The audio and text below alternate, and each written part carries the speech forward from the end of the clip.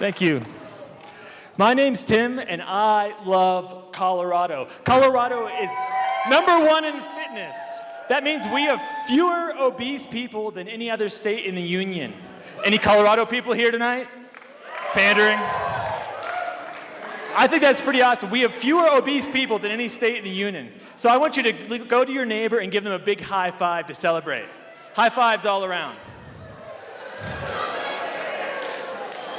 But there's a problem. We used to be #5 in fitness for kids, and we've dropped 23 spots in the last 3 years. And that's not because kids in other states are getting leaner, that's because our kids are getting more obese. That's a 23% increase in those past 3 years. We're failing kids another way too. Kids with physical disabilities need physical therapy and occupational therapy to work on functional movements to take part in daily tasks of living.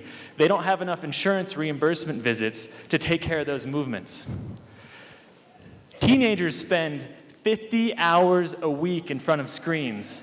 Sometimes it's 2 or 3 screens at the same time, like people in this audience do. Kids love social media, they're obsessed with it, and they're obsessed with video games. But instead of complaining, how do we leverage that?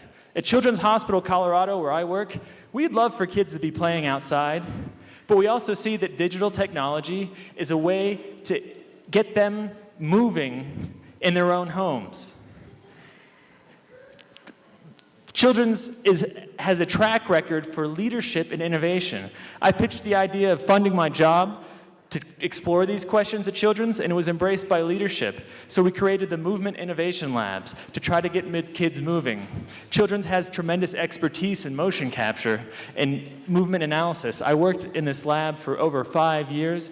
We use the same MoCap that they use in video games in Hollywood to get kids moving, working with clinicians to get them the treatment that they need. That's why we were so excited about Connect. Connect gives us the ability to take that same technology into people's homes. And the telehealth implications of this are pretty obvious. Basically, startup companies all over the world are working on this problem. But how do you get a big hospital to move and become leader in this market space? Now, we don't exactly have the reputation of being the fastest moving people on earth. But something I did learn and appreciate working at the hospital and with startup companies is that there's a reason why we're cautious. I'm trying to convince them to put patient information in the cloud. Here's an example. In Alaska, someone had a flash drive in their car with patient information in it. Their car got broken into. It wound up costing Alaska Medicaid $1.7 million. But we still think it can work. So my goal in the Movement Innovation Labs is to use innovation, collaboration, and entrepreneurship to find the right partners, the expertise outside to push us to move faster. And I got lucky. Through the Bard Center, where I'm an alum, I met Tom Chakuri, who started a company called FilterBox. Now, Tom is an alum of Techstars, and he was interested in the human-computer interaction market space, so we went to work. It all started at Panera's in Stapleton over a cup of coffee. We thought, how do we get physical therapy into the homes of our patients? So we started working later that summer, last summer, working with physical therapists with their clinical expertise at Children's. The product we created is called C-Move. It's basically, it guides you through your physical therapy exercises, gives you real-time feedback. It takes that data about if you're successful or not, puts it in the cloud so clinicians can monitor it and adjust your exercises without you having to come in. Now you might be thinking, not every kid has a Connect at home, but the Affordable Care Act has a provision for telehealth. If it increases quality and access and reduces costs, it's possible that the government and healthcare will reimburse Connects in the home. Why would we do this? Kids need to move to thrive. Kids need to move to thrive.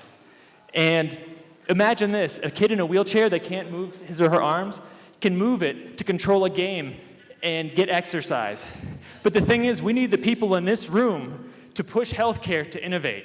We need you. You're the people that stood in line for the iPhone for 6 hours back when it sucked. You're the people that are inside that pink circle.